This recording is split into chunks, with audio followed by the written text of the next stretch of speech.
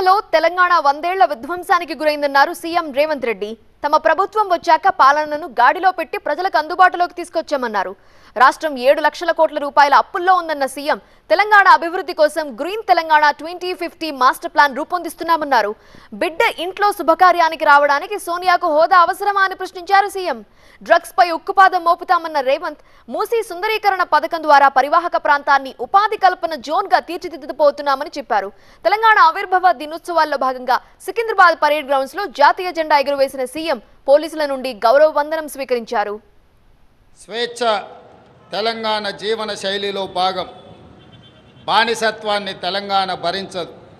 ప్రేమను పంచడం, పెత్తనాన్ని ప్రశ్నించడం మన తత్వం. ఆకలినైనా భరిస్తాం కానీ స్వేచ్ఛను హరిస్తే సహించం. దాశరథి చెప్పినట్టు తెలంగాణ అమాయకపు నెరజానే కానీ అన్యాయం జరిగితే తిరగబడే నైజం కూడా మనలో ఉంది. సంక్షేమం ముసుగులో ప్రజాస్వామ్యాన్ని చెరబట్టాలని చూస్తే తెలంగాణ భరించదు. ప్రాంతేతరుడు ద్రోహం చేస్తే పొలిమేరల వరకు తరిమి కొడతాం. ప్రాంతం వాడే ద్రోహం చేస్తే ప్రాణాలతోనే పాతి పెడతాం అన్న కవి కాళోజీ మాటలు అక్షర సత్యాలు. 10 ఏళ్ల పాలన తెలంగాణ 100 ఏళ్ల విధ్వంసానికి గురి అయింది. భౌతిక విధ్వంసమే మాత్రమే కాదు, తెలంగాణ మూల స్వభావమైన స్వేచ్ఛపై దాడి జరిగింది. సామాజిక న్యాయం మేడి పండు చందంగా మారింది. ప్రజలందరికీ చెందాల్సిన రాష్ట్ర సంపద గుప్పెడు మంది చేతుల్లోకి చేరింది. తెలంగాణ సంస్కృతి సాంప్రదాయాలు విధ్వంసానికి గురయ్యాయి. ఆర్థిక విధ్వంసం సంగతి చెప్పనక్కరలేదు.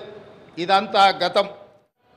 తెలంగాణ ప్రదాత మనకు మాతృ సమానురాలైన శ్రీమతి సోనియా గాంధీ గారిని ఈ పండుగకు ప్రత్యేకంగా మా మంత్రివర్గం 4 కోట్ల ప్రజల తరఫున ఆహ్వానించాం. ఏ హోదాలో సోనియా గాంధీని ఆహ్వానించారని అడుగుతున్నారు.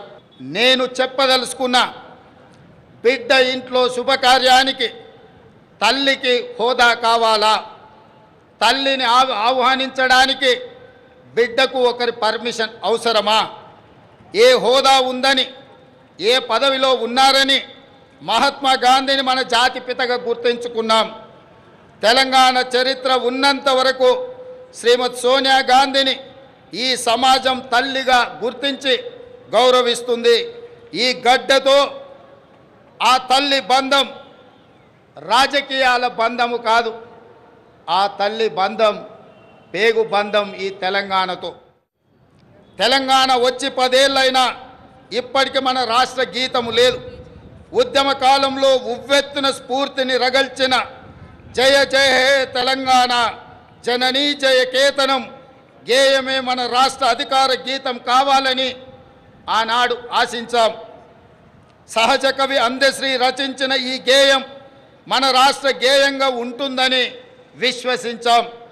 ప్రజల ఆకాంక్షల మేరకు ఈ పర్వదినాన జయ జయ హే తెలంగాణ గీతాన్ని రాష్ట్ర అధికార గీతంగా సగర్వంగా మా ప్రభుత్వం ప్రకటిస్తున్నది.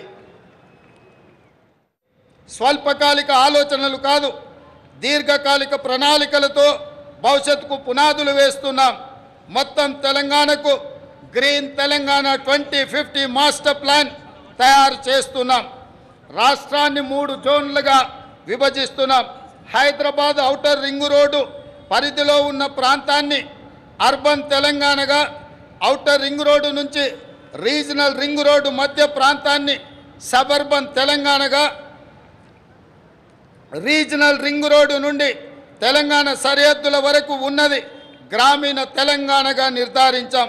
ఈ 3 జోన్లలో ఎక్కడ ఎలాంటి అభివృద్ధి జరగాలి, ఎక్కడ ఏ రకమైన మౌలిక సదుపాయాల కల్పన జరగాలన్నది ఈ మెగా ప్రణాళికలో విస్పష్టంగా తొందరలోనే ప్రకటిస్తాం.